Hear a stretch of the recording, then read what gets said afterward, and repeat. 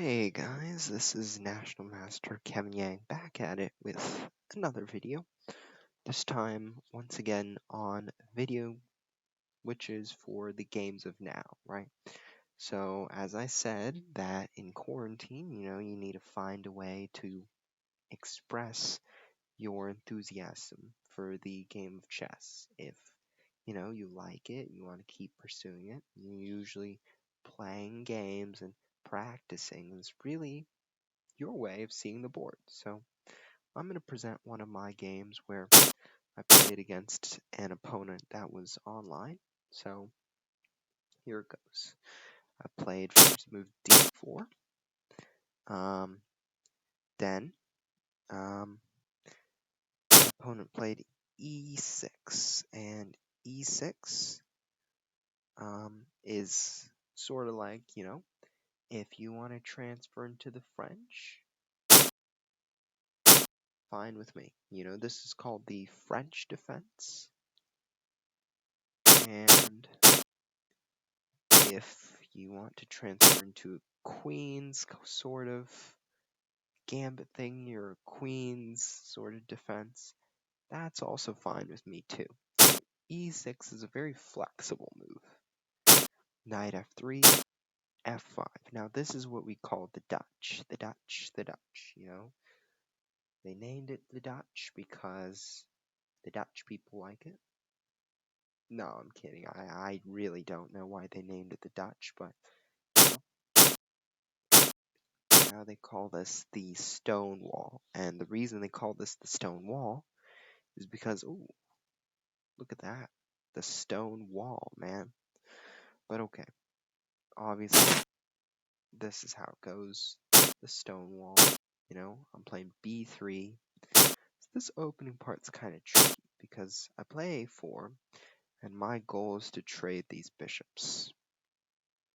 The reason being that I recognize that this square is really important to me. That if black ever gets the pawn here, he's done. He's equalized. He's completely achieved his goal. So I want to avoid that. I want to first take this guy out of the game. Bam. Play c4. And now he can play here, but what I want to do is I want to make this guy weak. So he plays knight e4. He doesn't play e. So I play queen d3, a5, rook b1, king h8. And the thing is that here I've set up to try to open the queen side. So rook takes, g5. And what I'm trying to do, even though he's advancing on this side, I want to throw it on this side. So knight d2, g4. He wants to come here. Bam, bam, bam, bam, bam. Get down here, right?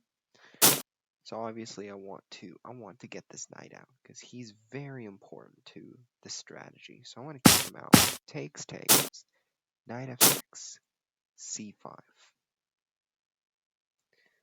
Very interesting because I want to get this in. I want to get the bishop out, try to get this in. So queen c7. And now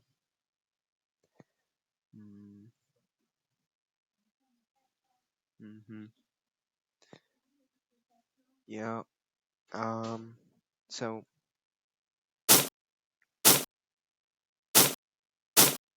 what happens is knight e1. And the reason why I play knight e1 is because I want to get the knight here. And want to get the knight here. And this is a thing called a maneuver because what I'm looking at is, okay, this is the best square for my knight. And I can't really come here. So I first have to come here. So he plays e5. I still go d3, e4. I occupy this square. Queen g7, play queen f4. Reason I play queen f4 is because what I was thinking he would do is get the knight and get the pawn push going.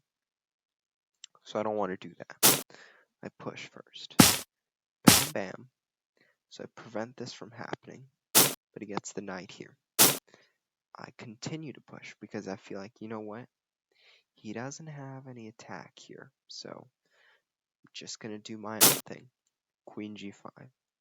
Now he gives me the time I need. So I just trade. I feel like this is good for me because I'm attacking, and by trading queens, he will no longer have an attack. Takes, bishop, gets the pawn out. And I'm thinking, okay, he wants to go here. He might want to take here and open the file.